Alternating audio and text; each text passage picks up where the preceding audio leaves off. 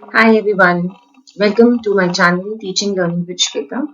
I'm Dr. Shweta and today I'll be covering the education in the medieval period in India part 2.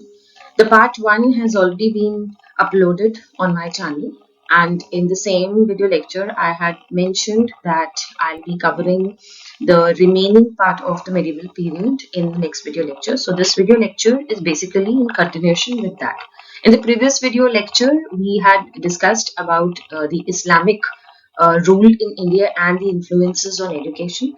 So in this video, we'll be covering the invasion, the period of invasions of the Portuguese, the Dutch, the French, and the British, and the influences, the beginning of the change of education system in India because of these invasions.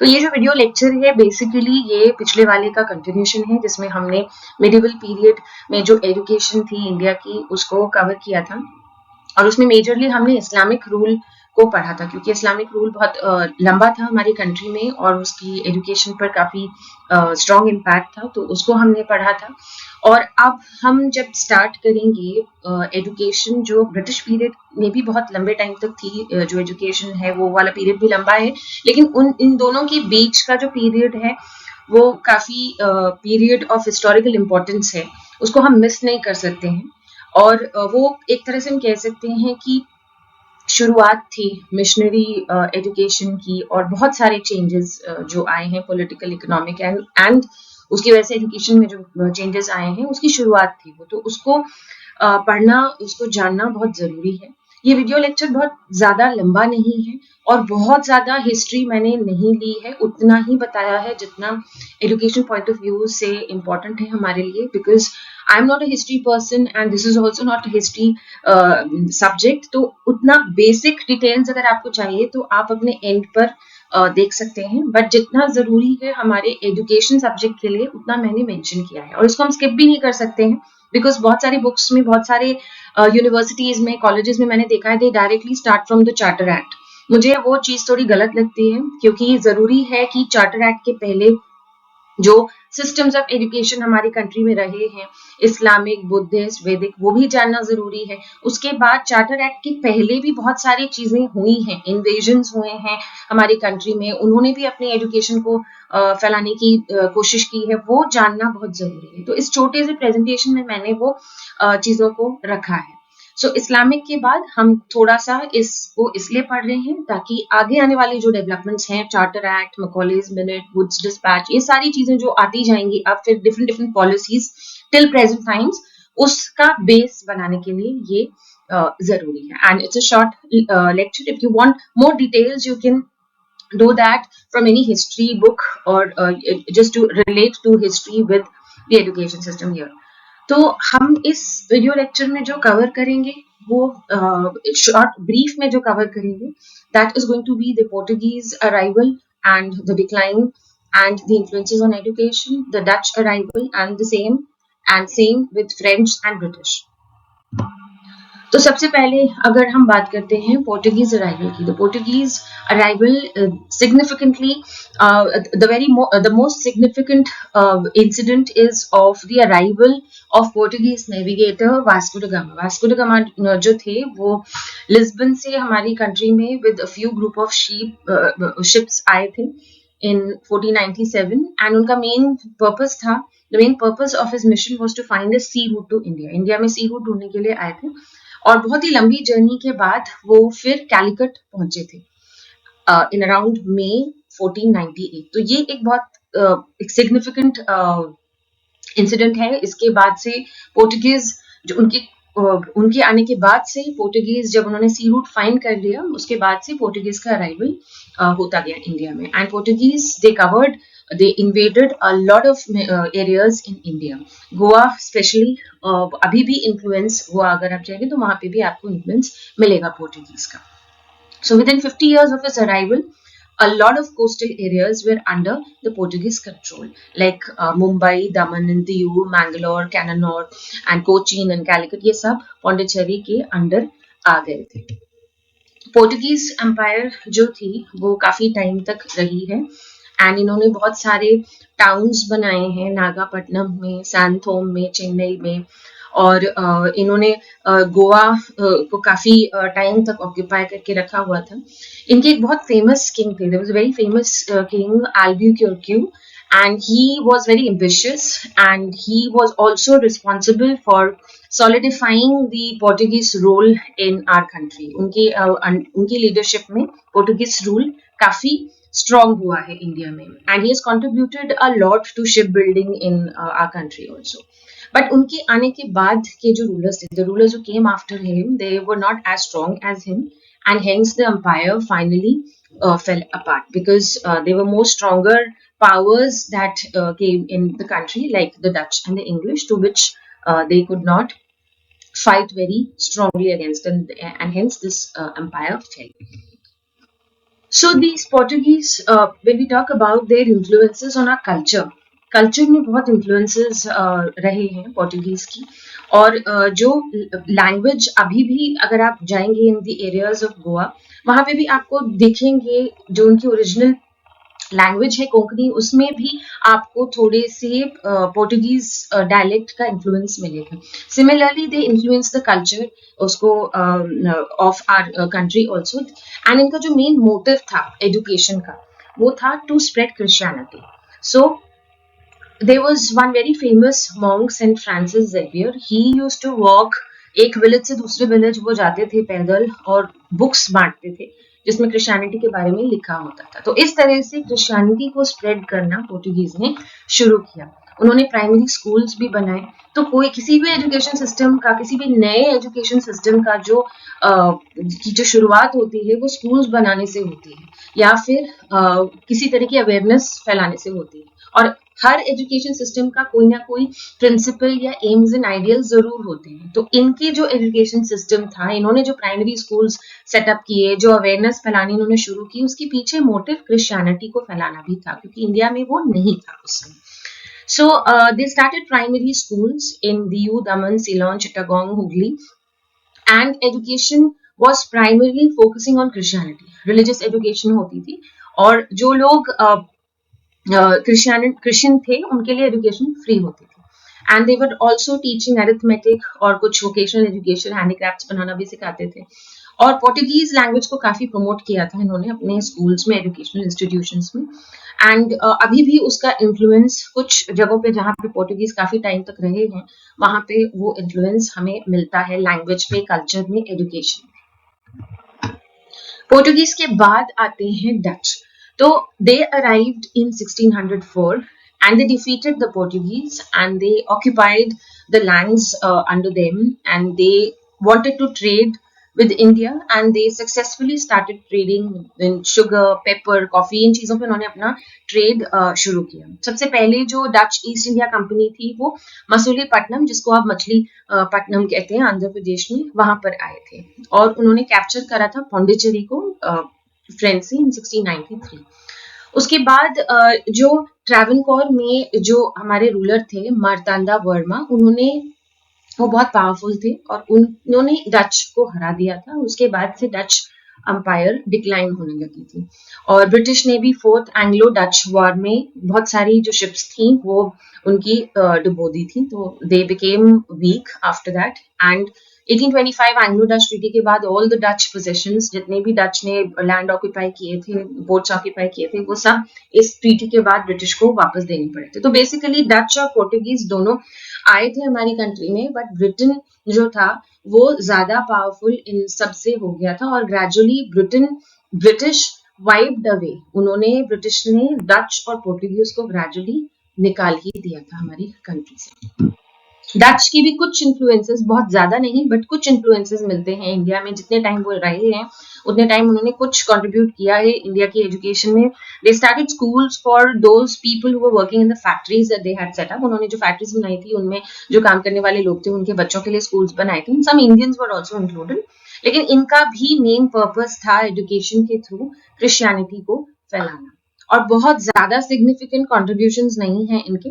एक आध इन्होंने कुछ schools शुरू किए थे और एक college Selan में इन्होंने बनाया था.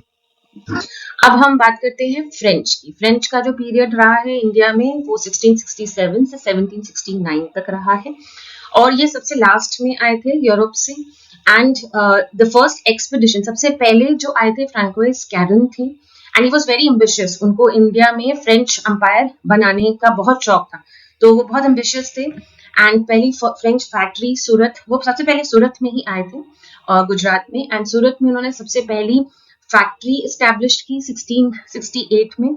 और इनिशियली वो कॉमर में इंटरेस्टेड थे, फिर उन्होंने कुछ लैंड्स ऑक्यूपाई किए, यानम में, माहे, मालाबार कोस्ट, कराईकल, ये सब उन्होंने 1739 तक ये ऑक्यूपाई कर लिए थे। एंड प्रॉब्लम वहां से शुरू हुई अगेन इनकी भी ब्रिटिश से, बिकॉज ब्रिटिश का भी मोटिव वही था, इनका भी मोटिव वही था, but the British were more powerful, तो इनकी कॉन्फ्लिक्ट्स ब्रिटेन से शुरू हो गई।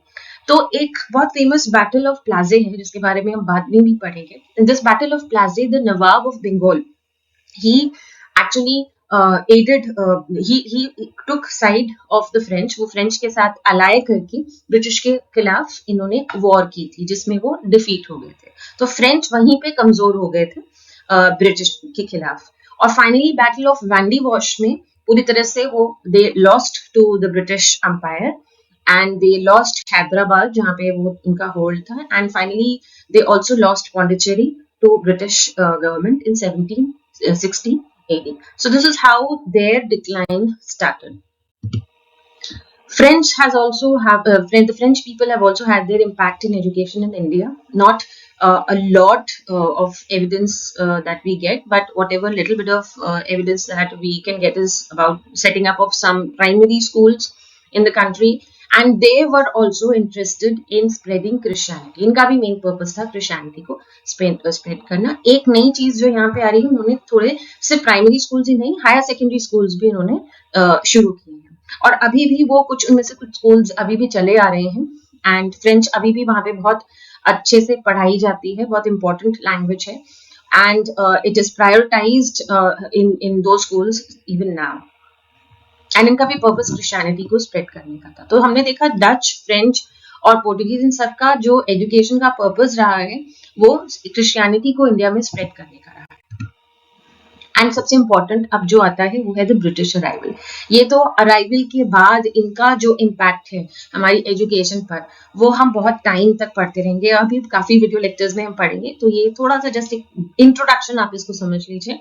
सो East India Company arrived in Surat in 1608 and initially they had only plans of trading with India। उनके शुरू के प्लान सिर्फ ट्रेड करने के थे, बट ग्रेजुअली वो थोड़े से एम्बिशियस हो गए। और फिर उन्होंने जो बैटल ऑफ प्लासी में नवाब ऑफ बंगाल को हराया था, उस समय रॉबर्ट क्लाइव थे ईस्ट इंडिया कंपनी के हेड, और नवाब ऑफ बंगाल फ्रेंच के साथ मिलकर ये वॉर की थी, बट इसमें वो हार गए थे। तो इसके बाद से ये एक टर्निंग पॉइंट था बैटल ऑफ प्लाजे। इस बैटल के बाद ब्रिटिश जो है वो थोड़ी सी स्ट्रांग होनी शुरू हो गई हमारी कंट्री में। उसका जो कमांड है, उसका जो होल्ड है वो बढ़ना शुरू हो गया। So it was the battle of Plassey which actually turned out to be an important point of change for the hold of British government and the British rule in India, because it marked the consolidation of British rule in India, because it was in this battle that was fought against the British collectively by the Nawab of Bengal and French, who lost to the British rule, and then that was how the British rule started getting more powerful in the country. So in the initial years of British arrival, they started giving grants to educational institutions in India। तो उन्होंने शुरुआत क्या की, उन्होंने politically तो वो powerful हो ही रहे थे, वो फ्रेंच को भी उन्होंने हरा दिया था, डच और पोर्टुगीज को भी उन्होंने वाइप आउट कर दिया था, अपना कंसोलिडेशन तो उन्होंने स्टार्ट कर ही दिया था इंडिया में। बट उसके साथ साथ उन्होंने एजुकेशन को भी एक टूल बनाना शुरू किया to spread Christianity. Christian missionaries उनके साथ ईस्ट इंडिया कंपनी के साथ बहुत सारे आ गए थे, उनको कभी उन्होंने रोका नहीं टू स्प्रेड क्रिश्चियनिटी। और वो खुद भी, उनका मेन पर्पस था ट्रेड को फैलाना और क्रिश्चियनिटी को और एजुकेशन को भी स्टार्ट करना, इंडिया में एजुकेशन को इम्प्रूव करना। तो उसके लिए उन्होंने पैसे देने शुरू करे। अब Hindus were also in the country and Muslims were also in the countries. The Muslims were being educated in the madrasas and Hindus, they were also being educated in various schools। तो उन्होंने क्या किया, उन्होंने colleges बनाने शुरू किए। मैड्रास में एक बनाया, कैलकटा में बनाया, बनारस में बनाया। कैलकटा में इन्होंने जो मदरसा बनाई वो मुस्लिम्स के लिए थी, उसमें उन्होंने मौलवीज को अपॉइंट किया। और हिंदू कॉलेज जो बनारस में बनाया था उसमें उन्होंने पंडित्स को अपॉइंट किया। फिर बाद में हालांकि ये सब अच्छे से, ऐसा कहते हैं कि ये मौलवीज और पंडित्स ठीक से मैनेज नहीं कर पा रहे थे, या this was just an excuse, it's not known. The Britishers they intervened and in the administration of these, इन्होंने काफी interfere किया in the administration of these institutions. So they started giving money for setting up of educational institutions. They never stopped the Christian missionaries from establishing their own institutions, and also they started they started appointing the Indians and setting up colleges for the Hindus and Muslims separately. It is said that they were giving more grants to Muslims in the Calcutta madrasas than the Hindu pandits in Banaras. ये ऐसा कहते हैं कि divide and rule की शुरुआत थी ये शायद. And their purpose was also to spread Christianity, and they also wanted to ruin, वो डैमेज करना चाहते थे इंडिया की जो ट्रेडिशनल एजुकेशन सिस्टम थी, जो ओरिजिनल लैंग्वेजेस थी, उनको वो डिसरप्ट करके उसको रिप्लेस करना चाहते थे अपनी ब्रिटिश एजुकेशन सिस्टम से, क्रिश्चियन एजुकेशन से। और वो चाहते थे कि एक तो ट्रेड बढ़े ही, और उनको एक क्लास मिल जाए इंडियंस की जो उनके जैसे बने, ताकि उनकी ईस्ट इंडिया कंपनी में उनको वो अपॉइंट करके उनसे काम करवा पाए। तो ये मेन पर्पस था उस पीरियड में जब ईस्ट इंडिया कंपनी आके पावरफुल हो रही थी, कंट्री में सेट हो रही थी। और this was the reason for spreading education by the British during that time. तो मैंने ये वीडियो लेक्चर जो इतना छोटा सा था वो सिर्फ इसीलिए बनाया था ताकि आगे आने वाले जो हमारे लेक्चर्स हैं उससे हम कनेक्ट कर पाए।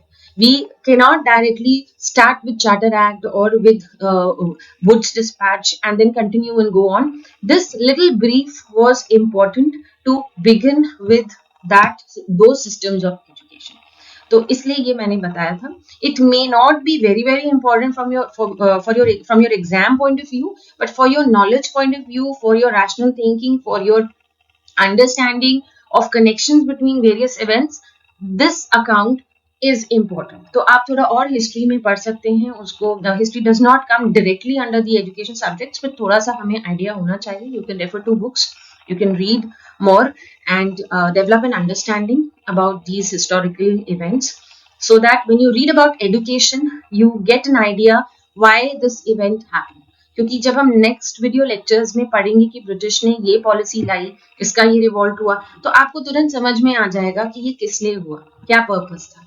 So that is why a little bit of history is important when you study about the history or the development of education systems in India. So that's all from my side for today's lecture. Remain connected, subscribe to my channel, like my videos, please keep commenting if there's any question or any feedback in the comment section below, and we'll meet in the next video lecture in which we'll cover the Charter Act and go on with this sequence. Thank you. Have a nice day.